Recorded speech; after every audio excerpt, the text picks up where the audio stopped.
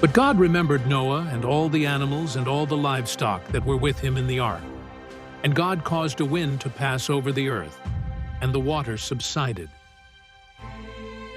Also the fountains of the deep and the floodgates of the sky were closed, and the rain from the sky was restrained, and the water receded steadily from the earth. And at the end of 150 days, the water decreased. Then in the 7th month, on the 17th day of the month, the ark rested upon the mountains of Ararat. And the water decreased steadily until the 10th month. In the 10th month, on the 1st day of the month, the tops of the mountains became visible. Then it came about, at the end of 40 days, that Noah opened the window of the ark which he had made. And he sent out a raven, and it flew here and there until the water was dried up from the earth. Then he sent out a dove to see if the water was low on the surface of the land.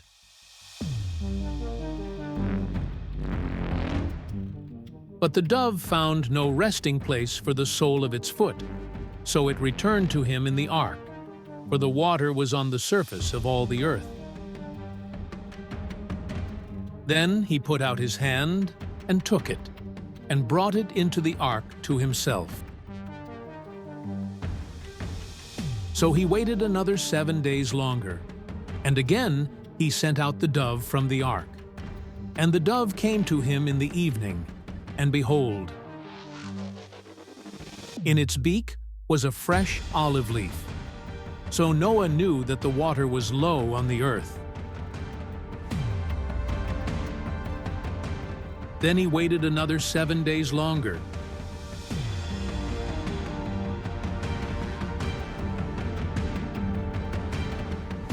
and sent out the dove, but it did not return to him again.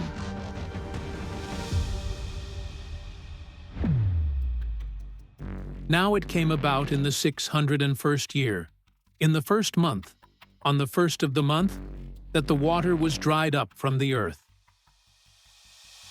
Then Noah removed the covering of the ark and looked, and behold, the surface of the ground had dried up.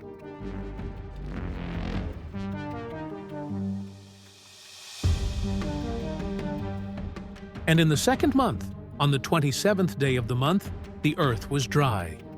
Then God spoke to Noah, saying, "Go out of the ark, you and your wife and your sons' wives with you.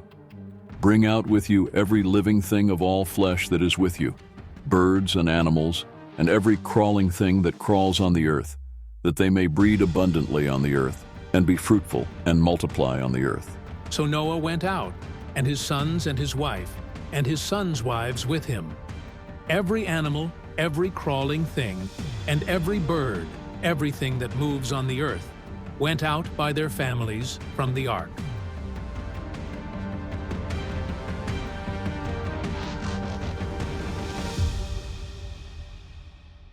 Then Noah built an altar to the Lord, and took some of every kind of clean animal and some of every clean bird, and offered burnt offerings on the altar. The Lord smelled the soothing aroma, and the Lord said to himself, "I will never again curse the ground on account of man, for the intent of man's heart is evil from his youth. And I will never again destroy every living thing, as I have done. While the earth remains, seed time and harvest, cold and heat, summer and winter, and day and night shall not cease."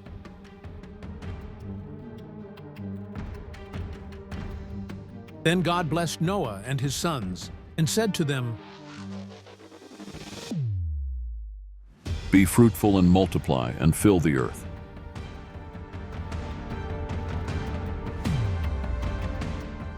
The fear of you and the terror of you will be on every animal of the earth and on every bird of the sky, on everything that crawls on the ground, and on all the fish of the sea. They are handed over to you.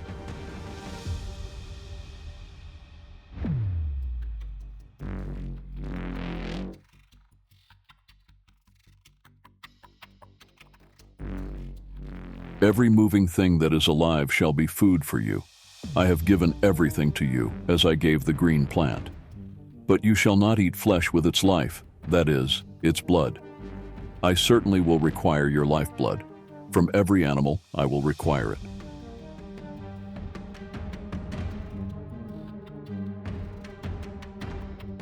And from every person, from every man as his brother, I will require the life of a person.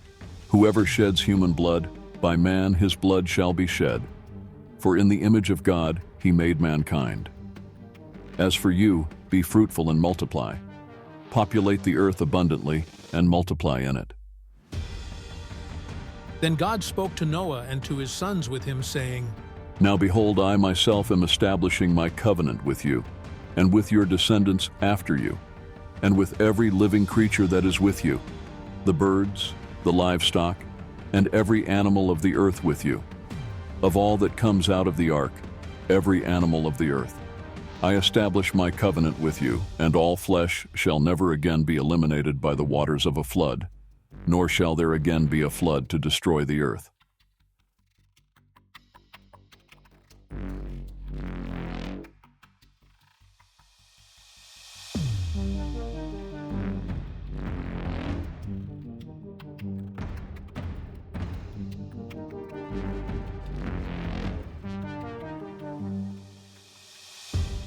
God said, This is the sign of the covenant which I am making between me and you and every living creature that is with you, for all future generations. I have set my rainbow in the cloud, and it shall serve as a sign of a covenant between me and the earth. It shall come about when I make a cloud appear over the earth that the rainbow will be seen in the cloud, and I will remember my covenant, which is between me and you and every living creature of all flesh.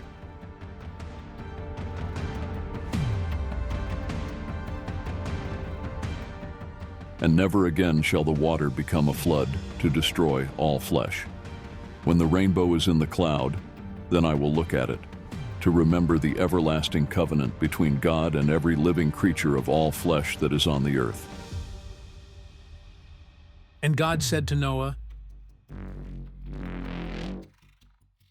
This is the sign of the covenant which I have established between me and all flesh that is on the earth.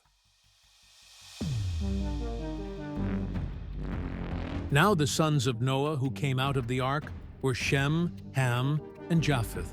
And Ham was the father of Canaan. These three were the sons of Noah, and from these the whole earth was populated. Then Noah began farming and planted a vineyard.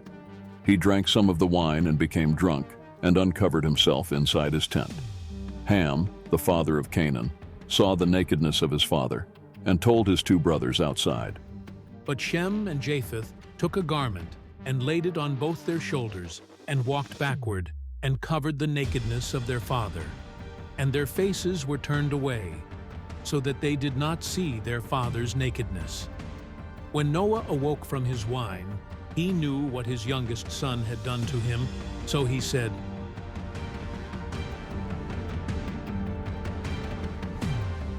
Cursed be Canaan, a servant of servants he shall be to his brothers. He also said, Blessed be the Lord, the God of Shem, and may Canaan be his servant. May God enlarge Japheth, and may he live in the tents of Shem, and may Canaan be his servant. Noah lived 350 years after the flood. So all the days of Noah were 950 years, and he died.